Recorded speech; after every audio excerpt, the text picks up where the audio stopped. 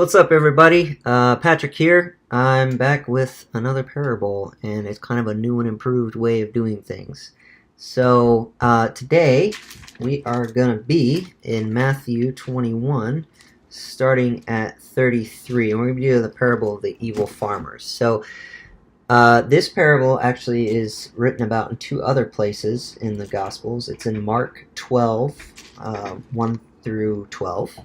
It's also in Luke 29 through 19. Since my videos have been about Matthew, I'm going to stick to Matthew, but I encourage you guys to go and check out those other accounts of this parable and just sort of compare and contrast them so you can kind of get a general idea of what is all going on here in three different accounts of it. So what I want to do is I want to read through it, and then I kind of want to unpack the themes in it, and then kind of go back through it and read it more slowly with those themes and see if we can figure out what's kind of going on here. So without further ado, as I like to say, let's get into it.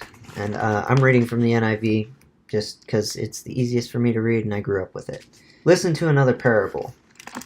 There was a landowner who planted a vineyard. He put a wall around it, dug a winepress in it, and built a watchtower. Then he rented the vineyard to some farmers and went away on a journey. When the harvest time approached, he sent his servants to the tenants to collect his fruit. The tenants seized his servants. They beat one, killed another, and stoned a third. Then he sent other servants to them, and more than the first time, and the tenants treated them the same way. Last of all, he sent his son to them. They will respect my son, he said. But when the tenants saw the son, they said to each other, "This is the heir. Come, let's kill him and take his inheritance." So they took him and threw him out of the vineyard and killed him. Therefore, when the owner of the vineyard comes, what will he do to those tenants? He will bring those wretches to a wretched end, they replied, and he will rent the vineyard to other tenants, who will give him his share of the crop at harvest time. Jesus said to them, "Have you read in the Scriptures, the stone the builders rejected has become the capstone. The Lord has done this, and it is marvelous in our eyes. Therefore I tell you that the kingdom of God will be taken away from you and given to a people who will produce its fruit. He who falls on this stone will be broken to pieces, but he on whom it falls will be crushed." When the chief priests and the Pharisees heard Jesus' parable, they knew he was talking about them. They looked for a way to arrest him, but they were afraid, and they were afraid of the crowd because people held that he was a prophet. Alright, so that's pretty much the parable. I kind of took time beforehand to sort of write down the themes we see here, some of, I guess, the characters, and let's just kind of go and break those down, and so we have a better understanding of what Jesus is trying to say here. First of all, obviously we have the landowner, which I think it's pretty clear represents the Father or God, the creator of the world, which coincidentally leads into the next point of the vineyard represents the world. And then you see we have also the tenants who represent Israel, or in this case specifically the chief priests who Jesus is talking to. I'll also say it could possibly represent the old covenant as well. And then we have the servants, we have the servants who represent the prophets, which obviously the Father sent to try and restore relationship with Israel through bringing them back through the old covenant. We have the Son as well, which that's pretty easy. It's Jesus. He always refers to himself as the Son of God. We have fruit mentioned as well. Jesus goes on to mention, he comes to collect the harvest. And remember, God's ultimate purpose here is to have us become like him in our inner being. So I believe the fruit represents the transformation inside of ourselves, which ultimately lets us conform to the Father's image. You have the others mentioned. Finally, we have the others mentioned, which is Jesus talking about the Gentiles. At this point in his ministry, he'd realized that, we see when he starts, he talks about bringing the lost sheep of Israel. But I think through a process of time and encounters with the Jewish people and the high priests, he finally realized that his message wasn't just for them. It was going to be given to the Gentiles, or the non-Jews, basically you, me, the rest of the world. So with those in mind, let's kind of go back through the parable and just kind of unpack this a little bit more slowly with these definitions laid out. So starting again, 33, it says, "Listen to another parable. There was a landowner who planted a vineyard. He put a wall around it, dug a wine press in it, and built a watchtower. Then he rented the vineyard to some farmers and went away on a journey. When the harvest time approached, he sent his servants to the tenants to collect his fruit." So, we see that obviously God created the world. God planted a vineyard. He created the world. And he established relationship with the tenants, or the nation of Israel, which is represented by the Old Covenant. And then obviously God sent servants to collect his fruit. And God has always been looking for people to conform to his image, to become like him. Remember in Genesis, he created us in his image and likeness. And the Old Covenant, the idea behind that was to cause that to happen. Obviously, we know that didn't happen. Let's kind of continue on. The tenants seized the servants. Obviously, the prophets came and tried to restore Israel to going back to the old ways of doing things. They had fallen away. God raised up prophets, send them to them. So the tenants seized his servants. They beat one, killed another, and stoned a third. Then he sent other servants to them, more than the first, and the tenants treated them the same way. I'm not sure of all the prophets that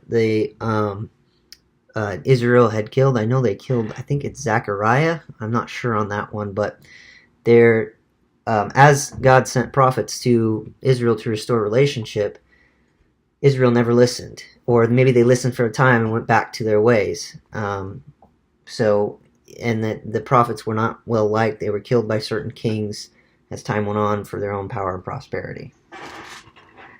Then the tenants seized. Okay, yeah.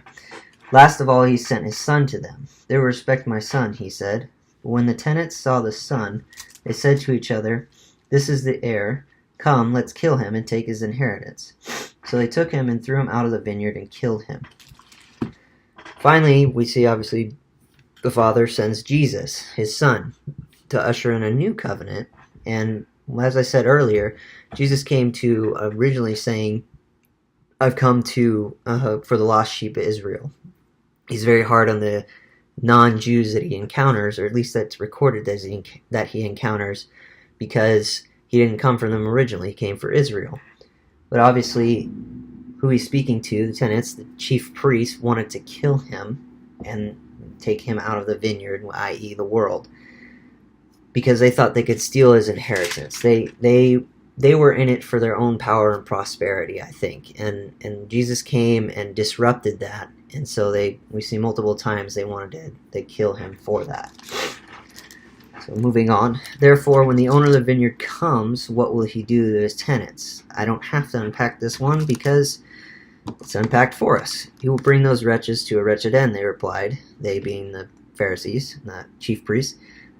"And he will rent the vineyard to other tenants who will give him his share of the crop at harvest time." Jesus said to them, "Have you never read in the scriptures, the stone the builders rejected has become the capstone?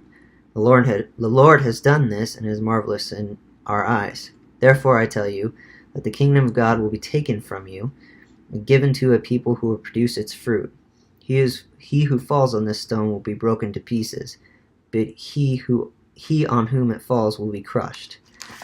So we see that Jesus is basically declaring here is because you've rejected me and my teaching, and basically are plotting to kill me at this point in his ministry, the kingdom of God, which you thought you had and was being maintained through this old covenant, is going to be taken to you and given to those like the Samaritan woman that he meets along the road, like many of the non-Jews that he meets during his ministry.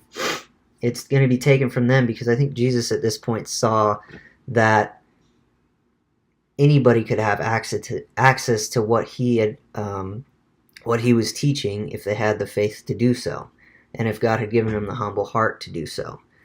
So that kind of unpacks the parable as far as with the definitions I've had.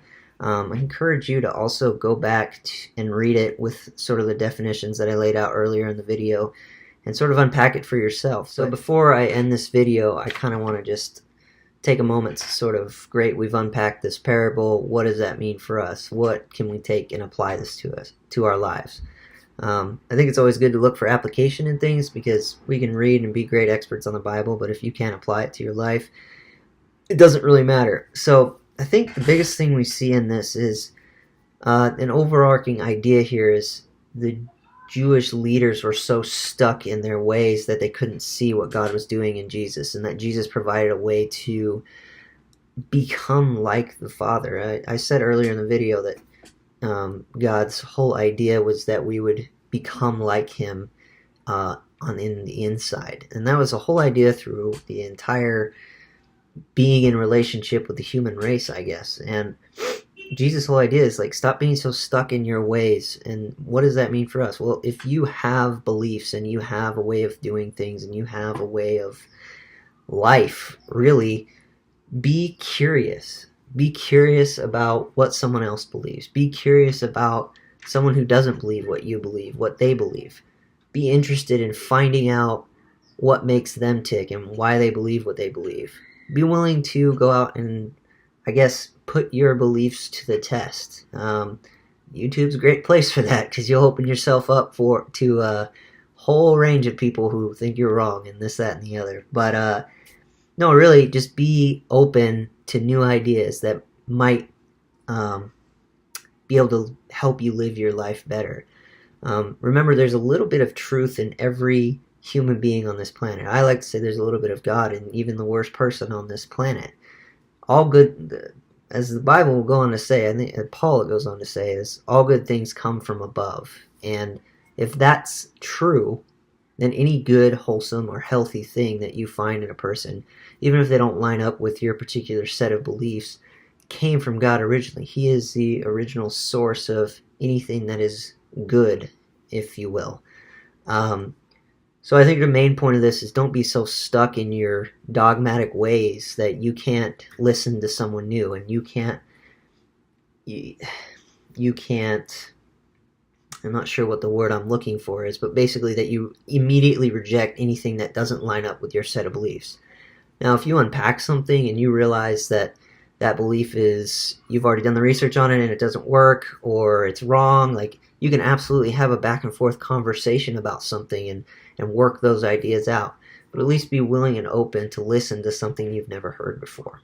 And I think that's what we can really take away and apply to this, is to not be so stuck in our beliefs. Remember, conforming to the image of Jesus is a never-ending, lifelong process. And I don't know if we're ever going to make it to 100%. He was the only one that made it to 100%, but he had a whole heck of a lot less distraction in his day and age. So, yeah, I guess that's pretty much it. As always, guys, thanks for stopping by and checking this channel out. I understand that I have been absent from this for a while, but I'm back. I'm excited to do this new kind of way I'm doing things. And as always, anybody who has ears to hear and eyes to see, may you be blessed in all that you do. See you later, guys.